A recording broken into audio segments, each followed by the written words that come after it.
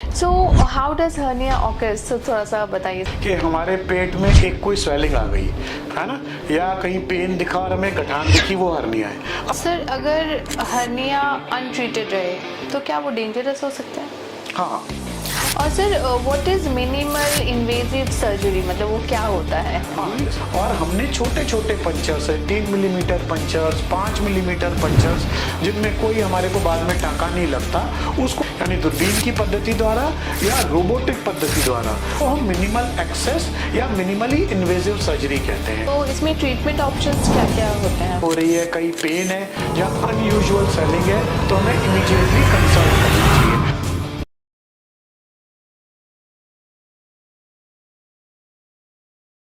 Hi everybody, आज हम लोग चल रहे हैं गंगाराम हॉस्पिटल और आज हम लोग मिलेंगे डॉक्टर मुकुंद खेतान से, जो एक जनरल सर्जन भी है, हर्निया सर्जन, लेप्रोस्कोपिक सर्जन और पता नहीं क्या क्या। तो चलिए बात करते हैं। So welcome to another podcast of FCR group.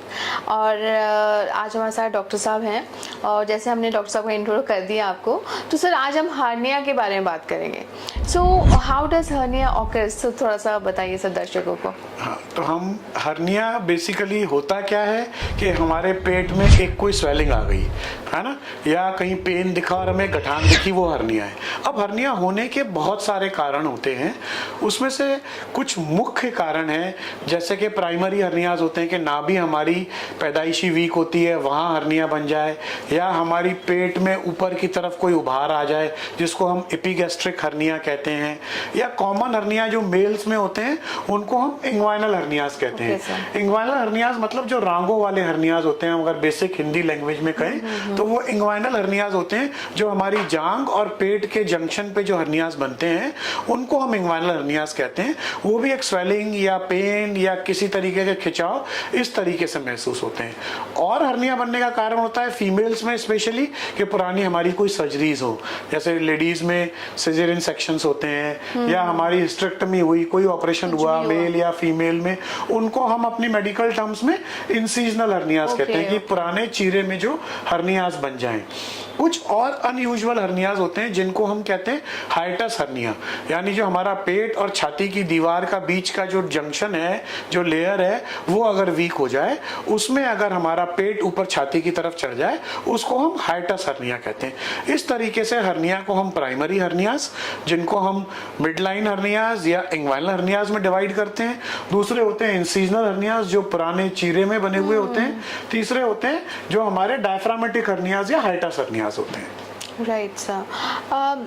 Sir अगर हर्निया अनट्रीटेड रहे तो क्या वो डेंजरस हो सकता है? हाँ, ये आपने बहुत ही अच्छा सवाल किया कि हर्निया अगर हम उसका इलाज ना कराएं तो क्या वो खतरनाक या डेंजरस बन सकता है। Definitely in 50-60% of the patients it falls कि वो डेंजरस बन सकता है। इन 50-60% of the patients it can be follow up. Follow up मतलब है आप अपने रेगुलर कंसल्टेंट को दिखाते रहें और देखते रहें कि कब इसको इंटरवेंशन की जरूरत है। इंटरवेंशन मतलब कब इसको ट्रीटमेंट की आवश्यकता है। जैसे कुछ हर्नियाज जो प्राइमरी हर्नियाज होते हैं, कई बार हमारे पास अभी सुबह ही मैंने एक पेशेंट देखा है जिनका की हर्निया मान के चले एक फुटबॉल जितना बड़ा अम्बलाइकल हर्निया है। अच्छा। जो कि एक प्राइमरी हर्निया है जिसमें कोई पुरानी सर्जरी नहीं हो रखी, कुछ नहीं हो रखी, और 20 साल से उनको पहले एक छोटा सा लेमन साइज से भी छोटा हर्निया था, फिर वो एप्पल साइज हुआ, फिर वो एप्पल से भी बड़ा हुआ, now it is a football size hernia.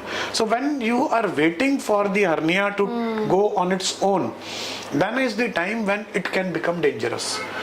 Dangerous hernia usually जो इंसीजनल हर्नियाज होते अच्छा, हैं वो होते हैं, वो ज्यादा कॉमनली डेंजरस होते हैं क्योंकि पुराने चीरे में बनते हैं, जहां पर कि हमारे पुराने चीरे में जगह जगह वीकनेस की वजह से छोटे छोटे हर्नियाज बन जाते हैं, जिनमें इंटेस्टाइन्स या अंदर से चर्बी फंसने के चांसेस बढ़ जाते हैं और वो कॉमनली डेंजरस होते हैं। इन सब हर्नियाज को अगर हम कंसल्ट ना करें तो ये लाइफ थ्रेटनिंग भी बन सकते हैं। राइट। और sir what is minimal invasive surgery, मतलब वो क्या होता है? हाँ, जैसे हमारा डिपार्टमेंट गंगाराम हॉस्पिटल में we are the institute of minimal access metabolic and bariatric surgery. तो मिनिमली इन्वेजिव का मतलब होता है कि जैसे हम कहते हैं आजकल हर चीज मिनिएचर हो गई है, छोटी हो गई है ना। पहले फोन होते थे बड़े, फिर हैंड फोन बड़े आए, अब छोटे छोटे हैंड फोन्स आ गए, पॉकेट फोन्स आ गए। तो हमें उसी तरीके से जो हमारी सर्जरी है, पहले सर्जन्स कहते थे कि big surgeons make big incisions, है ना। अब अगर हम उसको patient perspective point of view से देखते हैं तो वो पेशेंट के लिए बड़ा मुश्किल काम होता था। तो धीरे धीरे करके साइंस इवॉल्व हुई और हमने छोटे छोटे पंचर्स है, 3 मिलीमीटर पंचर्स, 5 मिलीमीटर पंचर्स, जिनमें कोई हमारे को बाद में टांका नहीं लगता, उसको हम मिनिमल एक्सेस या मिनिमली इन्वेजिव सर्जरी कहते हैं। उनमें हम छोटे छोटे पंचर्स करके पेट के अंदर की कोई भी सर्जरी, चाहे वो हर्निया हो, गॉल ब्लैडर हो, बैरिएट्रिक हो, कोलोरेक्टल सर्जरी हो, हाइटल सर्जरीज हो, किसी भी की तरीके की सर्जरी जो पेट के अंदर होती है, वो हम लेप्रोस्कोपिक तरीके से यानी दूरबीन की पद्धति द्वारा या रोबोटिक पद्धति द्वारा, जो और आज की लेटेस्ट टेक्नोलॉजी है रोबोटिक पद्धति, उससे भी कर सकते हैं। तो ये जो लेप्रोस्कोपिक और रोबोटिक पद्धति है, इसको हम शॉर्ट में या कॉमन टर्म्स में मिनिमल एक्सेस या मिनिमल इन्वेजिव सर्जरी कहते हैं। Okay sir, coming back to hernia, so इसमें ट्रीटमेंट ऑप्शंस क्या क्या होते हैं? तो उसमें ट्रीटमेंट ऑप्शंस में हम पहले तो ये देखें कि जब भी हमें जो सिम्टम्स, जैसे मैंने बताया कि स्वेलिंग हो रही है, कहीं पेन है या अनयूजुअल स्वेलिंग है, तो हमें इमीडिएटली कंसल्ट करना चाहिए। हमें वेट नहीं करना कि वो जब तक डेंजरस बन जाए। अब हम जब कंसल्ट करते हैं तो जैसे मैंने पहले भी बोला आपको कि हमारे कुछ हैं जिनको कि हमें इमीडिएट इंटरवेंशन या अटेंशन की जरूरत है, कुछ हैं जिनको हम वेट कर सकते हैं या फॉलो अप कर सकते हैं, and then we will take a call कि हमें ऑपरेट करना चाहिए कि नहीं। बट इसमें बड़ा सिंपल सा एक लाइन का आंसर है कि अगर हमारा कपड़ा फट जाता है और हमें उसे रोज पहनना है तो हम उसे कब रफू कराते हैं? हम उसे आज फटता है तो आज ही रफू कराते हैं। तो हर्निया भी इसी तरीके का है कि पेट की दीवार का एक हिस्सा हमारा कमजोर हो गया है, और अगर हम एक्टिव लाइफ है ना, जैसे बच्चा है, यंग बंदे हैं जिनकी एक्टिव लाइफ है, फिजिकल लाइफ है, उनके लिए आवश्यक है कि वो दिखाएं और कंसल्ट करें और टाइमली ट्रीटमेंट कराएं। बट जो ओल्ड एज पेशेंट्स हैं, जिनमें हाई रिस्क पेशेंट्स हैं, जिनमें सर्जरी की रिस्क ज्यादा है, उन सब में हम वेट कर सकते हैं। अब अगर हम ट्रीटमेंट ऑप्शंस की बात करें तो ट्रीटमेंट ऑप्शंस, जैसे मैंने बताया कि हमारा डिपार्टमेंट मिनिमल इन्वेजिव सर्जरी वाला डिपार्टमेंट है, जिसमें हम दूरबीन की पद्धति द्वारा ऑपरेट करते हैं। दूरबीन की पद्धति चाहे वो लेप्रोस्कोपिक सर्जरी भी हो सकती है या रोबोटिक सर्जरी भी हो सकती है। लेप्रोस्कोपिक में हम छोटे छोटे पंचर करते हैं और इंस्ट्रूमेंट्स को हम अपने सर्जन अपने हाथों से मैनेज करता है और ऑपरेट करता है। बट रोबोटिक सर्जरी में वही छोटे छोटे पंचर्स होते हैं जिनको हम एक रोबोटिक सिस्टम के द्वारा एक कंप्यूटर सिस्टम पे बैठ के कंट्रोल करते हैं। जब हम वो कंट्रोल करते हैं तो हमारा प्रिसीजन, हमारा कंट्रोल बेटर होता है, उससे हमारा आउटकम बेटर हो जाता है। आउटकम इन टर्म्स ऑफ हमारा पेन कम लगता है, हमारा ब्लड लॉस कम होता है, हमारा जल्दी रिटर्न टू वर्क आता है। जैसे आज की तारीख में हम देखें तो 70-80% पब्लिक काम कर रही है, तो उनको जल्दी रिटर्न टू वर्क होता है। तो ये ट्रीटमेंट ऑप्शंस हैं। बट ट्रीटमेंट ऑप्शन जानने के लिए सबसे पहले जरूरी है कि अगर हमारे को इस तरीके के सिम्टम हैं तो हम एक हर्निया सर्जन को या उस अस्पताल में कंसल्ट करें जहां के हर्निया रेगुलरली देखे जाते हैं। एग्जैक्टली। और सर पोस्ट ऑपरेटिव केयर क्या क्या है इसमें इन्वॉल्व?